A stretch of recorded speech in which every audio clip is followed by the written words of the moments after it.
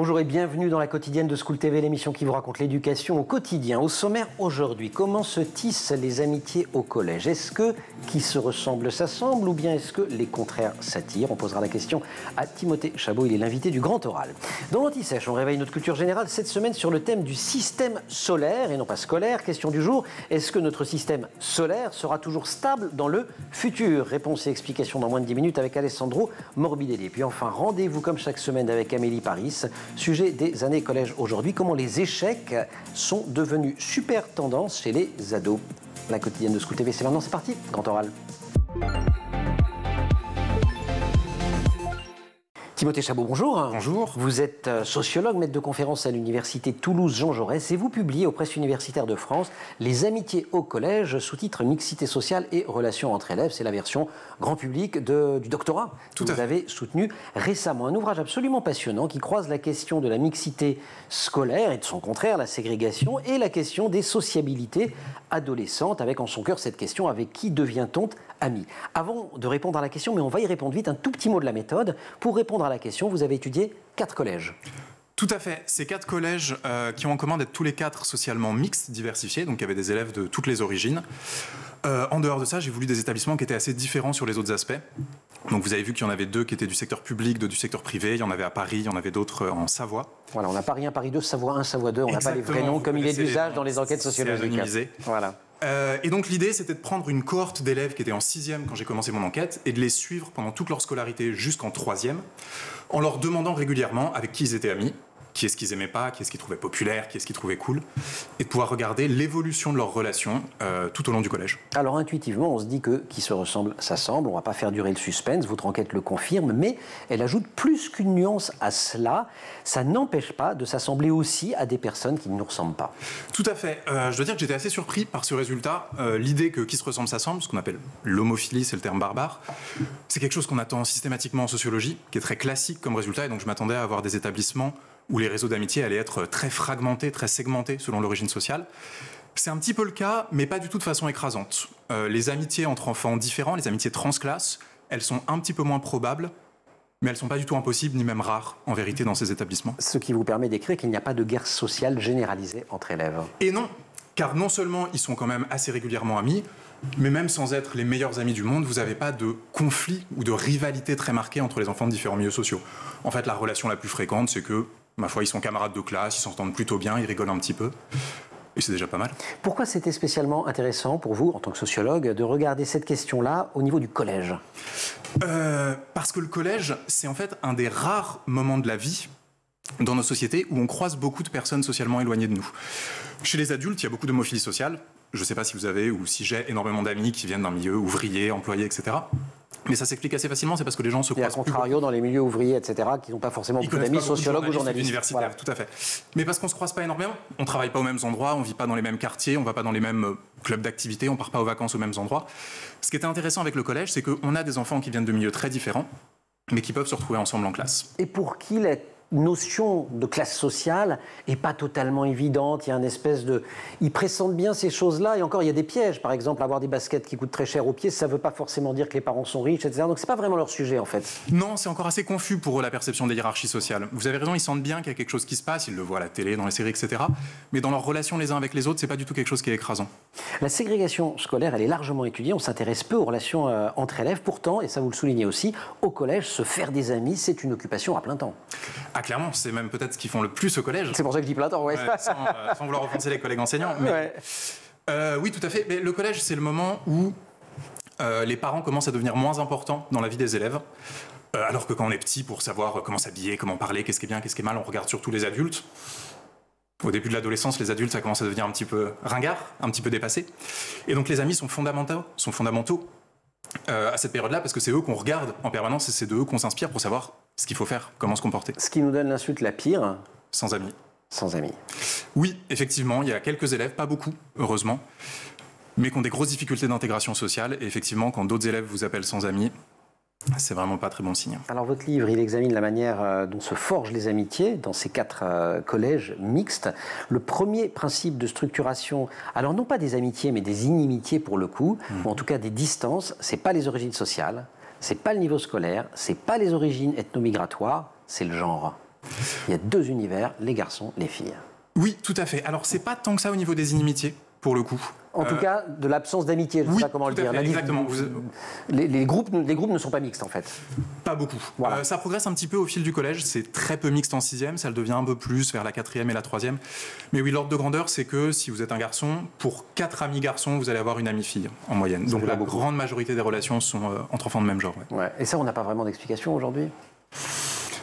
Je pense que c'est la force des stéréotypes de genre et de l'éducation genrée qui reste très présente, même si elle a reculé récemment, et qui fait que quand vous avez 10 ans, vraiment, un garçon et une fille, c'est quelque chose de très très différent pour vous. L'appartenance à une classe sociale, je l'ai dit, elle n'est pas un critère à cet âge-là, mais à tel point que, écrivez-vous, aucun élève ne vous en a parlé comme un critère déterminant. Non, ça aussi c'était assez surprenant. Je m'attendais à ce qu'il y ait des termes d'argot collégiens qui reprennent les termes qu'on se traite de bourge, de racaille, je sais pas. Effectivement, les élèves m'ont jamais mentionné explicitement l'origine sociale, je devrais dire socio-économique, d'eux-mêmes ou de leurs camarades. C'est le cas de l'origine ethnique, des catégories raciales ou religieuses qui, elles, peuvent être parfois utilisées par les élèves. Et encore, mais la classe sociale, si je vous ai bien lu, pas en première intention. C'est-à-dire que les catégories, les origines ethno-migratoires, pour le dire de manière très très large, ou le racisme, quand il commence à se manifester, c'est parce qu'il y a eu un problème. Oui, c'est assez intéressant. Alors c'est un petit peu ambigu. Ouais. La plupart du temps, les élèves utilisent ces catégories-là pour rigoler, plutôt entre enfants de même origine, en fait. Si vous êtes arabe, ce qui choque beaucoup les adultes bien pensants comme moi. Exactement, et comme moi aussi. Mais voilà, si des enfants qui se considèrent comme étant arabes, ils vont faire des blagues entre eux sur le fait qu'ils le sont. Ce qui peut arriver, c'est que quand deux enfants démarrent un conflit pour une autre raison, parce qu'ils se sont disputés pour des histoires d'amis, de notes, de n'importe quoi, en cours de dispute, vous pouvez avoir des réflexions racistes qui vont arriver en route, vraisemblablement parce que c'est une façon de blesser l'autre quand on veut lui faire du mal. Mais donc c'est un petit peu comme, effectivement, comme vous dites, en seconde intention que ça peut arriver. C'est pas là au début. En revanche, vous venez de citer comme motif de brouille la question des notes. Et là, à la fois le niveau scolaire, mais aussi le comportement en classe et ce que vous appelez l'éthique scolaire, ça crée des brouilles. Et ça empêche d'être amis. Oui, sans doute qu'après le genre, c'est la catégorie de perception qui est la plus présente pour les élèves. Ils savent très bien qui est bons élèves, qui est mauvais élèves. C'est des classements, malgré tout les notes. Ça, les enfants le perçoivent très bien. Donc vous êtes en compétition avec les autres. Ça va évidemment produire des jalousies. Et puis sur la discipline, ce qui est intéressant, c'est que l'organisation même des classes d'école fait que vous êtes impacté par le comportement des autres. Si vous avez envie d'écouter en classe et que quelqu'un discute beaucoup, fait du chahut, ça vous dérange. Inversement, si vous aimeriez bien parler un petit peu plus, chahuter un peu moins, et puis que tout le monde dans la classe est très sérieux, c'est problématique aussi. Vous allez tout de suite par l'enseignant. Donc les élèves ont tous un petit peu intérêt à essayer de contrôler l'attitude scolaire des autres élèves. Et donc ça, effectivement, ça peut créer des frictions. En revanche, vous tordez le cou à l'image dont on parle régulièrement du bon élève qui se fait embêter dans des établissements par des moins bons élèves, parce qu'il est bon. En fait, c'est plus compliqué que ça. C'est-à-dire, ils comprennent tous que d'avoir des bonnes notes, c'est plutôt une bonne idée. Ce qu'ils n'aiment pas, c'est les comportements d'arrogance ou d'être pris de haut, justement, par le premier de la classe. Là effectivement, ça se tend. Mais sinon, non, il n'y a pas de sujet là-dessus. Oui, alors là aussi, c'est toujours un petit peu en tension. Le bon élève est toujours à risque de se voir qualifié d'arrogance ou de susciter la jalousie. La raison pour laquelle la plupart du temps ça se passe bien, c'est parce que les bons élèves ont bien conscience de ça et donc eux-mêmes adoptent des stratégies de discrétion. La plupart des enfants qui ont des bonnes notes et surtout quand ils commencent à grandir un peu comprennent que il faut pas trop. On va pas aller dans la cour de récré avec le 20 sur 20. Non, voilà, on va pas trop frimer devant les copains. Et à cette condition, oui, la plupart du temps, ça se passe assez bien. Parfois, on n'a pas de choix, parce que parfois, on ne veut pas frimer, mais les enseignants font savoir que... Oui, alors ça, c'est effectivement quelque chose dont les bons élèves eux-mêmes parlent. Ils disent « je n'aime pas du tout quand les enseignants me prennent en exemple, je n'aime pas du tout quand les enseignants rendent les copies par ordre de notes », ce genre de choses qui se fait. Parce que là, c'est un peu rappeler à tous les élèves qui sont inégaux et mettre sur la sellette les élèves qui sont présentés comme des exemples. Et ça peut compliquer la vie dans la cour de récré. Il y a une exception dans les 4 collèges que vous avez étudiés, Paris où les ressemblances sociales finissent par l'emporter sur le fait d'être garçon ou une fille dans le déterminant des amitiés. Parce que c'est un établissement un peu qui présente une caractéristique particulière. Oui, tout à fait. Alors au début de l'enquête, l'établissement ressemble aux autres. Il y a un petit peu de ségrégation des amitiés, mais pas tant que ça. Et puis ça va s'aggraver très fortement au fil des années. Il y a plusieurs raisons qui l'expliquent. La première, c'est qu'à Paris, il y a une section spéciale, une section internationale, enfin dans cet établissement parisien. Qui est plutôt une section d'élite. Tout à fait, où la plupart des enfants ont des excellents résultats scolaires, viennent des classes supérieures, n'ont pas d'origine immigrée, et ont, dans certains cas, un traitement un petit peu privilégié de la part de l'établissement. Et ça, les autres enfants le ressentent très fortement, et ça n'aide pas à la construction d'amitié. Il y a un autre élément qui est intéressant, qui est que dans cet établissement, la mixité sociale est ce qu'on pourrait appeler assez polarisée. C'est-à-dire que vous avez une partie des enfants qui sont majoritairement de classe populaire, majoritairement d'origine immigrée, majoritairement avec des mauvais résultats scolaires, puis une autre moitié d'enfants où c'est l'inverse. Et là, ça fait deux bandes. Et ça fait deux bandes. Eh bien, on va en parler de ceux qui sont entre les deux, parce que c'est extrêmement intéressant aussi ce que vous écrivez sur. On va le faire juste après l'anti-sèche, si vous voulez bien. Timothée Chabot, sociologue, maître de conférence à l'université Toulouse-Jean Jaurès. Les amitiés au collège, ça vient de sortir, c'est aux presses universitaires de France. Mais pour l'instant, on quitte le système scolaire pour le système solaire. Ah oui, je sais, elle est facile. Alessandro Morbidelli. Alessandro Morbidelli, bonjour. Bonjour. Vous nous accompagnez depuis le début de la semaine dans cette anti-sèche spéciale système solaire et pour cause. Vous venez de publier Retracer l'histoire du système solaire chez CNRS Éditions dans la collection De Vive Voix. Vous êtes planétologue à l'Observatoire de la Côte d'Azur, membre associé de l'Académie des sciences et de l'Académie royale de Belgique, professeur également au Collège de France. Alors la question du jour était la suivante, est-ce que le système solaire sera toujours stable dans le futur ? Voilà, donc c'était une réponse à donner plus simple que essayer de retracer l'origine du système solaire, mais néanmoins la réponse est nuancée. Donc les planètes géantes, donc Jupiter, Saturne, Uranus et Neptune, forment un système stable. Donc ils vont continuer à tourner autour du Soleil, toujours sur les mêmes orbites, sans jamais les changer radicalement.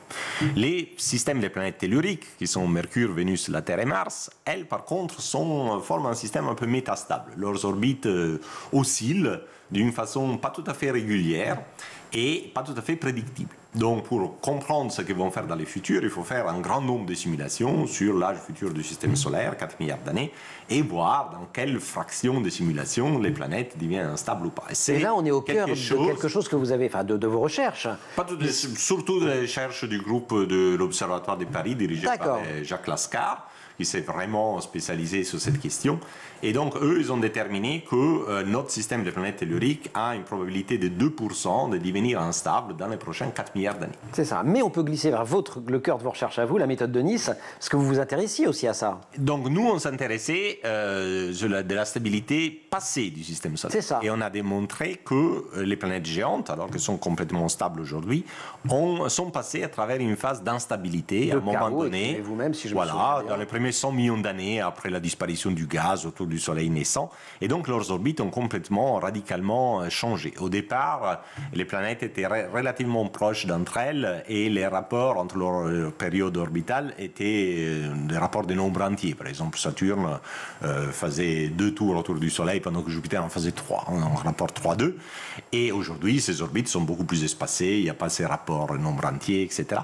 Et les orbites des planètes ont bien changé en passant à travers une phase d'instabilité, donc d'évolution chaotique, pour aboutir aux orbites actuelles. Et en s'y faisant, ils ont éparpillé tous les corps qui entouraient, les petits corps qui entouraient les systèmes des planètes géantes, donc les disques transneptuniens. Et c'est pour ça qu'aujourd'hui, au-delà de Neptune, on voit ces petits corps très éparpillés. Disons, certains objets ont gardé des orbites circulaires et presque coplanaires avec les planètes, d'autres ont des orbites très inclinées, d'autres ont des orbites très excentriques, qui peuvent aller très loin du Soleil, des milliers d'unités astronomiques, la distance terrestre. Donc la vraie question, c'est vraiment ces fameuses petites irrégularités voilà, des planètes telluriques en général, de la Terre en particulier.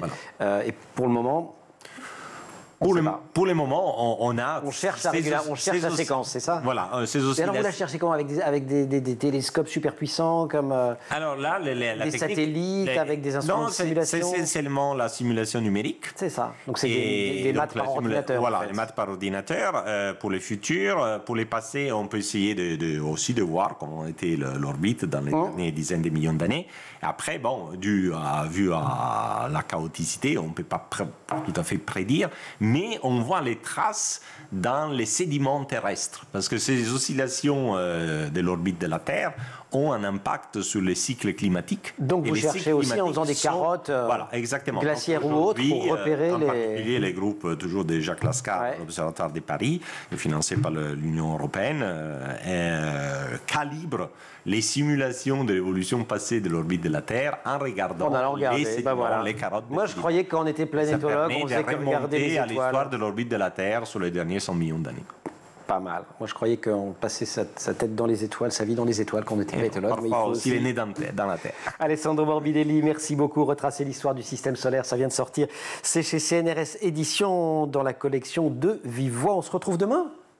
Bien sûr. Question pour demain. Avec plaisir. En pourcentage, quelle part de la planète Terre est composée d'eau? Vous savez, la planète Terre, la planète bleue, il doit y en avoir beaucoup d'eau. Rendez-vous demain, grand oral. Dans la particularité des années collège, de la manière dont se forgent les amitiés au collège qu'étudie Timothée Chabot dans cet ouvrage qui vient de sortir aux presses universitaires de France, il y a le fait qu'on se fait des amis en groupe. Et ça entraîne un phénomène dont le nom savant est la transitivité, qu'on pourrait traduire, et vous le faites vous-même dans le livre, et je vous en remercie, par boule de neige, quoi. Tout à fait. C'est l'effet boule de neige. C'est l'effet boule de neige. Oui, quand j'ai des amis, je vais passer du temps avec eux, eux-mêmes vont passer du temps avec leurs amis, et donc mécaniquement, je vais me trouver à rencontrer les amis de mes amis. C'est ça qu'on appelle la transitivité. Mais ça marche dans les deux sens. Dans notre collège parisien, dont on parlait juste avant l'Anti-Sèche, où les choses ne se passent pas bien forcément entre deux groupes, si je deviens ami avec un groupe qui n'est pas le mien... C'est très difficile de garder l'autre groupe en même temps. Et voilà. Et oui, plus le réseau, ce qu'on appelle aussi se clusterise, donc s'organise en petits groupes étanches, plus c'est difficile de naviguer entre plusieurs cercles sociaux différents. Et ça, vous citez l'exemple de Kevin et de Ali. Tout à fait. Alors Kevin et Ali, c'est intéressant. Ali, c'est un enfant qui vient des catégories populaires et immigré, mais qui est très bon élève. Et qui, dans cet établissement, on l'a dit tout à l'heure, il y a une section internationale assez élitiste, va se lier d'amitié vers la fin de la 6e, début de la 5e, avec les amis de cette section, avec les autres élèves, de cette section internationale. Et ça, c'est quelque chose de Kevin, qui est un ami à lui de primaire, aussi de classe populaire, va vivre assez mal, vraisemblablement, et il va se moquer, il va peut-être à certains moments même harceler Ali, parce qu'il perçoit, alors c'est difficile à reconstituer, il ne va pas le dire comme ça évidemment, mais peut-être qu'il perçoit un petit peu une forme de traîtrise de la part de cet élève qui venait du même milieu que lui et puis d'un coup se retrouve à essayer de devenir ami avec des gens très différents. Il y a une catégorie d'élèves qui se rassemble un petit peu moins entre elles, ce sont les élèves issus des classes moyennes aussi. Ils piochent. Eh bien oui, ils sont intermédiaires. Partout. Ouais. Ils sont intermédiaires. Partout, et ils sont acceptés partout d'ailleurs, ça marche dans les deux sens d'ailleurs. Oui, oui, tout à fait, ils ont des amis des deux côtés. Ouais. Ils sont eux-mêmes assez divers. Ce qui est intéressant, c'est que les classes moyennes, c'est aussi souvent des familles où les parents peuvent avoir deux professions assez différentes. Donc les enfants eux-mêmes ont des inspirations sociales qui peuvent être variées. Et donc oui, ces élèves sont très intéressants à avoir dans un établissement parce qu'ils peuvent faire le pont entre les groupes supérieurs et les groupes populaires, d'autant plus qu'il y a cette fameuse transitivité dont on parlait. Notre effet boule de neige. Voilà. Et donc, en faisant le pont entre les deux ensembles, ces classes moyennes vont permettre de créer des liens, y compris directs, entre les classes supérieures et les classes populaires, et donc généralement ça va faire baisser la ségrégation. Un tout petit mot sur un sujet qui passionne Amélie Paris, qui nous rejoindra tout à l'heure, le look des jeunes, le look des collégiens. Il y a dans les signes de reconnaissance très puissants, il y a la musique qui elle-même entraîne le look, et ça c'est une constante depuis longtemps. En vous lisant, je me remémorais les travaux d'il y a fort longtemps de Dominique Pasquier sur les cultures lycéennes. Voilà, exactement, qui disait en fait au départ c'est la musique, et la musique entraîne tout le reste. Oui, alors ça vous l'avez retrouvé. J'ai commencé à le retrouver. Ce qui est intéressant, c'est que Dominique Pasquier a travaillé sur le lycée, où c'est très prononcé. Ça. Au collège, c'est là que ça émerge. Ouais, en 6e, 5e, les looks ne sont pas encore très définis, et puis ça commence à se différencier. Oui, la musique entraîne énormément les vêtements, entraîne énormément les coupes de cheveux. Et là, il y a les rappeurs contre les rockers. Ou contre pour caricaturer, alors. Oui, je caricature, je suis journaliste, je ne suis pas sociologue, attention. Je fais la même chose dans le bouquin, en vérité. Oui, alors... Je suis toujours un peu gêné pour parler de ça parce que j'ai déjà fait mon enquête il y a quelques années et ces modes, elles évoluent tellement vite que je ne suis pas capable de vous dire. Au moment de l'enquête. Mais au moment de l'enquête, effectivement, vous avez une opposition rap-rock qu'on voit et qui est assez liée quand même à des origines populaires pour le rap et supérieures pour le rock. Il y a un fond, malgré tout, très optimiste dans votre travail. Si la puissance publique le décidait, elle pourrait tout à fait agir sur le vivre ensemble, sur la tolérance, d'une manière extrêmement simple. En fait, assez compliquée dans la vraie vie, mais bon, extrêmement simple, au moins sur le papier. Cessons de trier les élèves. Essayons d'atténuer les effets de la compétition scolaire. Très clairement, c'est ce qu'on Et là, on fabrique peut-être une société assez harmonieuse finalement. Les ados, ils n'ont rien les uns contre les autres. Non, pas du tout. C'est ce qu'on disait tout à l'heure. Plus on montre aux élèves qui sont en compétition les uns avec les autres, plus on fait des hiérarchies entre eux en disant que certains valent mieux que d'autres, et plus ça tend leur sociabilité. De ce point de vue-là, les notes chiffrées à la française sont quand même un marqueur symbolique assez dur. Enfin, moi, j'ai beaucoup de collègues étrangers qui sont un peu surpris de savoir que dès les petites classes, on a des résultats scolaires à la décimale près. Vous avez 16,14 de moyenne, c'est pas la même chose que 16,13. Ça, oui, évidemment, c'est... Ça, j'irais pas de faire n'importe quoi. Non. Donc ça, effectivement, c'est quelque chose que les enfants perçoivent beaucoup. Et donc, tout ce qui, dans la pédagogie, peut amener à non pas faire disparaître les évaluations, mais à les rendre moins visibles, moins manifestes, moins saillantes et surtout moins compétitives, c'est très bon pour la mixité des amitiés. Est-ce qu'on n'est pas un peu, je me mets là pour le coup du même côté que vous, mais est-ce qu'on n'est pas un peu candide malgré tout quand on dit ça, parce que sur le papier ça a l'air fort sympathique, mais même quand c'est pas su, même quand finalement les enseignants rendent les élèves, les copies, mettons par ordre alphabétique, sans dire les notes, l'info circule. Bien sûr, il y a d'ailleurs un des cas de collège que j'étudie qui n'utilisait pas de notes chiffrées au moment de l'enquête. Quand on parle avec les enfants, ils savent quand même qui est bon élève et qui est mauvais élève. Mais le fait que ça vienne pas d'en haut, ça compte quand même. Ça compte d'autant que cet établissement est le seul sur les 4 où on voyait très peu de séparation des amitiés sur la base des résultats scolaires. Donc oui, on n'arrivera jamais à faire disparaître complètement les classements. Mais de les atténuer et de les euphémiser, ça peut déjà faire progresser les choses. En tout état de cause, les sources de tension ne créent pas forcément d'hostilité, vous l'avez dit et on l'a déjà répété, c'est surtout qu'elles installent une distance. Et puis, sur les sujets de tension, vous soulignez aussi que les élèves mettent en place des mécanismes d'atténuation. Oui. Eux-mêmes. Oui, en tout cas, c'est ce dont on peut avoir l'impression quand on les observe. Sur beaucoup de sujets qui sont clivants, sur les notes par exemple, vous avez des élèves qui vont vous dire qu'ils essayent de pas trop en parler avec les autres. Par exemple, il y a quelque chose d'assez étrange sur les notes, c'est que tout le monde sait très bien qui est bon élève, qui est mauvais élève. Tout le monde a envie de le savoir. Mais quand on demande aux élèves, ils disent non, c'est privé, je regarde pas trop. Moi, je sais qu'ils regardent énormément ce que font les autres. Mais ils essayent quand même de garder une petite distance par rapport à ça.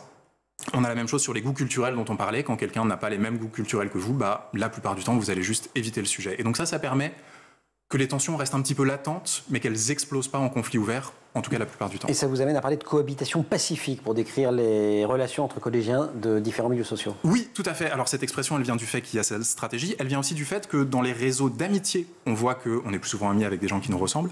En revanche, quand on demande aux enfants qui est-ce que tu n'aimes pas ou qui est-ce qui t'embête, ils ne nomment pas plus souvent des gens socialement différents. Et même dans quelques cas, ils les nomment moins souvent. C'est-à-dire que les gens qui vous embêtent ou que vous n'aimez pas, c'est plus souvent ceux qui vous ressemblent socialement. D'où l'expression de cohabitation pacifique, même si parfois les élèves qui sont très éloignés socialement ne vont pas devenir les meilleurs amis du monde. Ça ne veut pas dire pour autant qu'ils vont rentrer en conflit. En tout cas, on peut faire société. Là où les choses se compliquent pour la puissance publique du moins, c'est que la création de classes à option, elle a beaucoup été utilisée pour maintenir aussi des familles de classe moyenne supérieure, dans des établissements à dominante populaire. Donc si on supprime ces classes, et ça vous le soulignez aussi dans le livre, les familles risquent d'éviter l'établissement. Donc il y a quand même toute une pédagogie à faire en amont auprès des familles. Enfin, il faut que tout le monde apprenne par cœur votre bouquin, en fait. C'est ça votre truc. Tout le monde l'achète. Et arrondisse mes fins de mois, oui, tout à fait. Oui, vous avez raison, il y a un équilibre qui est un petit peu délicat à trouver. Je ne pense pas qu'il faille forcément supprimer ces classes-là, parce que, comme vous le dites, elles permettent de garder de la mixité dans les établissements. En revanche, ce qu'il faut essayer d'éviter de faire, c'est de rassembler dans une seule classe tous les élèves de l'option spéciale. Si vous avez une classe avec tous les latinistes, si vous avez une classe avec tous les germanistes, ça va faire un groupe à part des élèves. Donc quand c'est possible, il vaut mieux les dispatcher dans plusieurs classes et puis on les rassemble juste pour les cours qu'ils ont en commun. Vous suggérez aussi de limiter l'utilisation de termes spécifiques pour désigner les élèves d'une certaine filière, les SECPA, les internationaux, etc. Ça ne suffira pas non plus en tant que tel, parce qu'il y a des collèges aujourd'hui où il y a des classes de niveau, mais on ne dit pas classe des bons, classe des latinistes ou je ne sais quoi, elles ont des numéros, mais tout le monde sait très bien que la 6e 3 ou la 4e 5, c'est la classe des cassos, et l'autre, c'est la classe des bourges, quoi. C'est sûr, et de ce point de vue-là, alors il n'y a pas encore eu d'évaluation qui a été faite sur le plan des relations entre élèves, mais les classes de niveau qui ont été instaurées il y a un peu plus d'1 an, je pense maintenant. Il faut des groupes de besoin, je crois, non? Oui, c'est pas des classes de niveau, ça n'a rien à voir. C'est pas du tout des classes, je sais pas que vous avez la tête. Ces groupes de besoins, donc, vont très probablement renforcer la séparation des amitiés. Pour 2 raisons. D'abord parce que quand vous mettez des élèves dans des classes ou dans des groupes différents, ils ont moins d'occasions simplement de se rencontrer et de se parler. Souvent, les copains, c'est les copains de classe.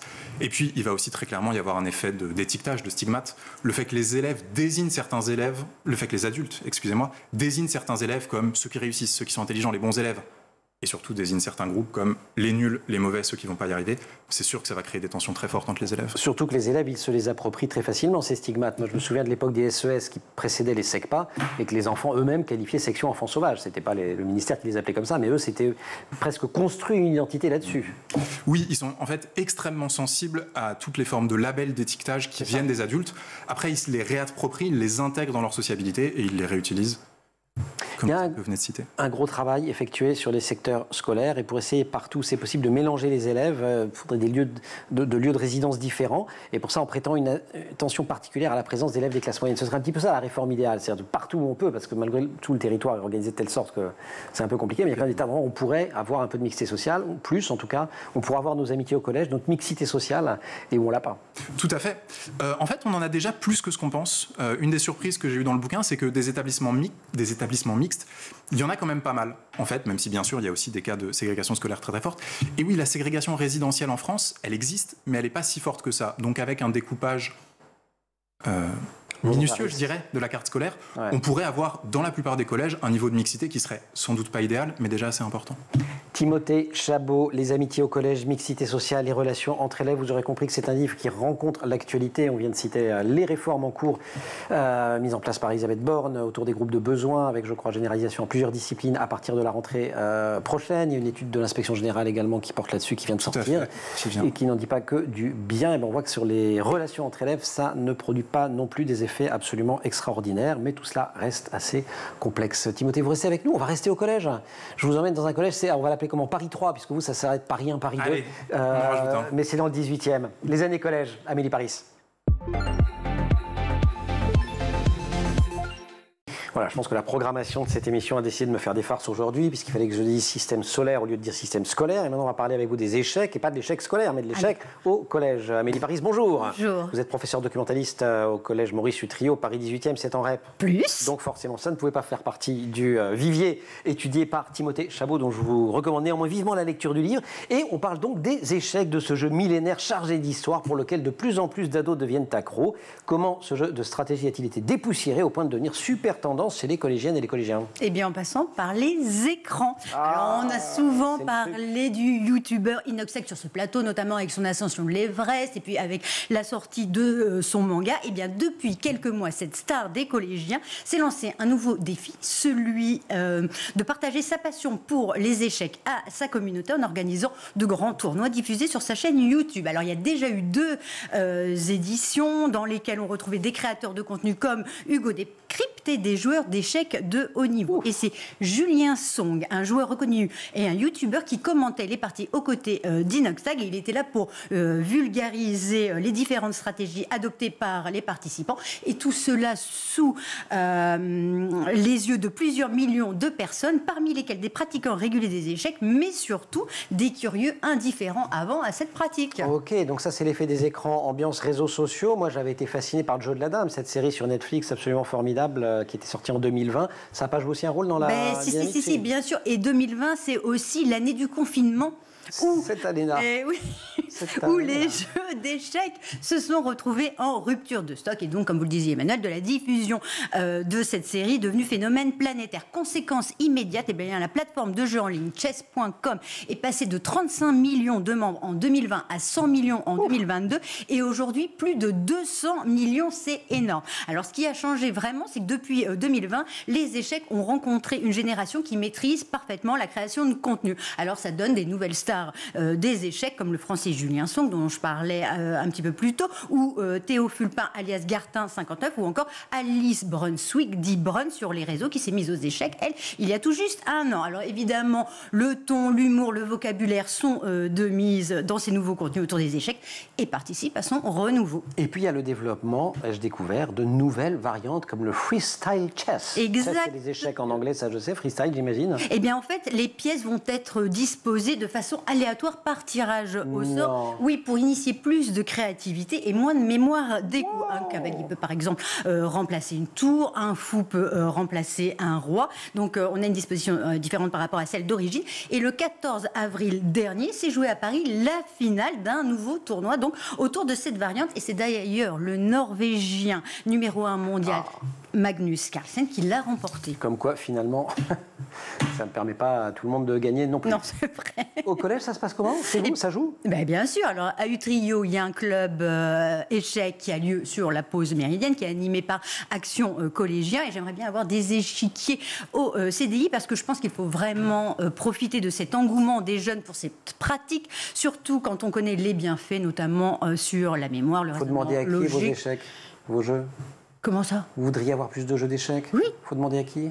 Bah, au ministre. Madame Borne, il faudrait qu'il y ait des plateaux d'échecs, s'il vous plaît, Madame la Ministre, pour Maurice Utrio. Oui. C'est en REP? Plus. En plus. Alors aussi. Et alors les bénéfices, c'est quoi les bénéfices? Très bien.